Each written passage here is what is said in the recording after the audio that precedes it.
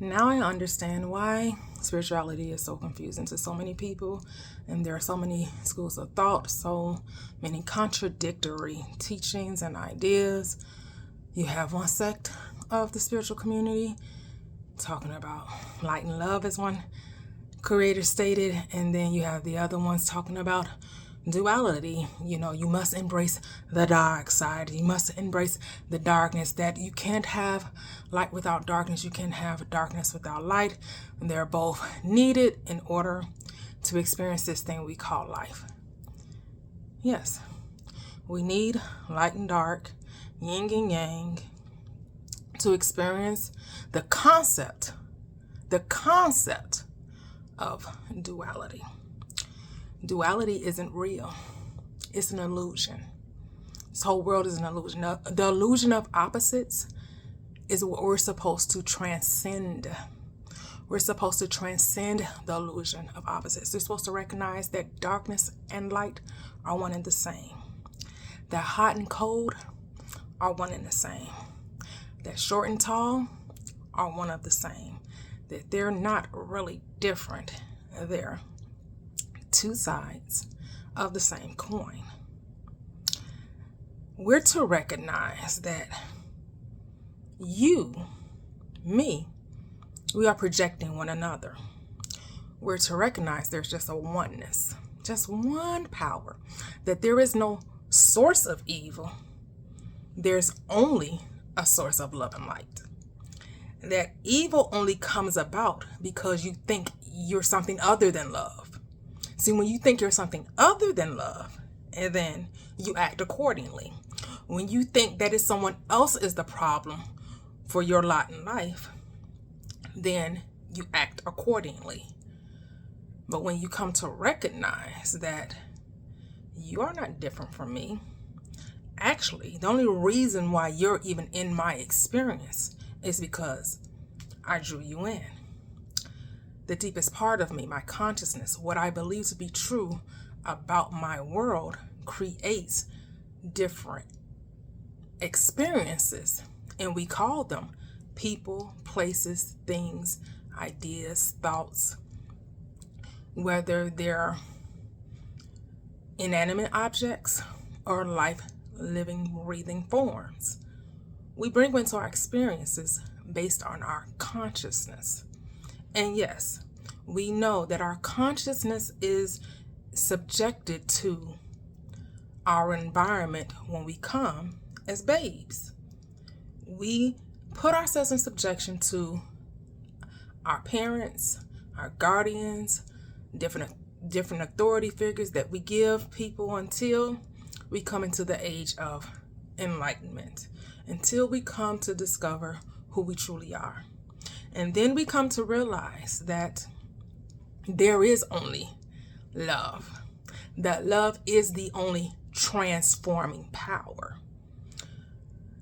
And I guess the biggest hang-up, the reason why we have these different thoughts and this contradiction of understanding and not really being able to articulate what coming and knowing thyself really means is because we really have no idea what love is.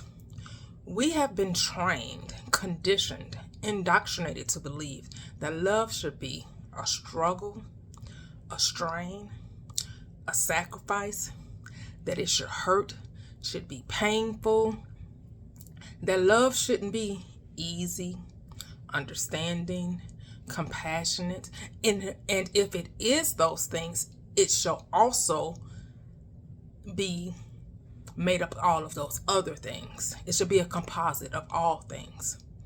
Well, yes, it is a composite of only the good because there is only good.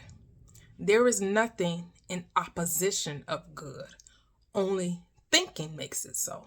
Only your thoughts believe that something other than love can actually express itself.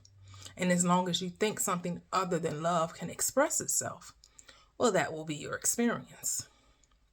So we came here to not to destroy duality, but to transcend it, to understand that the third dimension will always demonstrate the quote unquote good and bad, right or wrong, up and down, inside and out. You'll always have hot and cold. You'll always, as long as you think from the carnal mind, as long as you live from the third dimension, as long as you're regulated by the five senses, you will always experience those things. It's not wrong to experience those things. That's the purpose for why we came. We came to experience those things. But then you come to a point in life where your desire is to transcend the duality, to stop seeing people as other than yourselves, but to see people as you, to see people as a reflection of you, to see your world in all its many forms, a reflection of your inner thoughts, your most deepest convictions. And the point of the journey is to change how you see the world so that the world around you can change. And the only power that changes is love. See, I heard someone saying that, the dark side of you allows you to stand up for yourself, to hit back and not just turn the other cheek if you're slapped, or to, stand firm and take action and not allow yourself to be beat upon. Well, when you operate from love, truly operate from love, truly understand what love is, none of those things could actually happen to you. When you love you, truly love you, and you truly love the world that you're seeing, when you truly can come to a place in understanding that there is no one else in the world but you, and everything else is just vibrating and being attracted by you, and that at any time, any point in time, you can change how you perceive your reality. That's the power that we have. That's just how powerful we are. We have the power at any point in time to change the reality in which we're experiencing and to allow love to flow. Now, am I saying that that's something that is going to happen overnight? Am I saying that that's something may not be a challenge? No, I'm not saying that, because we've been conditioned to think the other. We've been conditioned to always think the worst of people, to always think the worst of situations, to not see that love does not hurt, does not have to compromise. You're not going to be slapped on one cheek and then turn the other cheek. First of all, that's not even what that scripture means. It means to give another opinion, to come from a different point of view.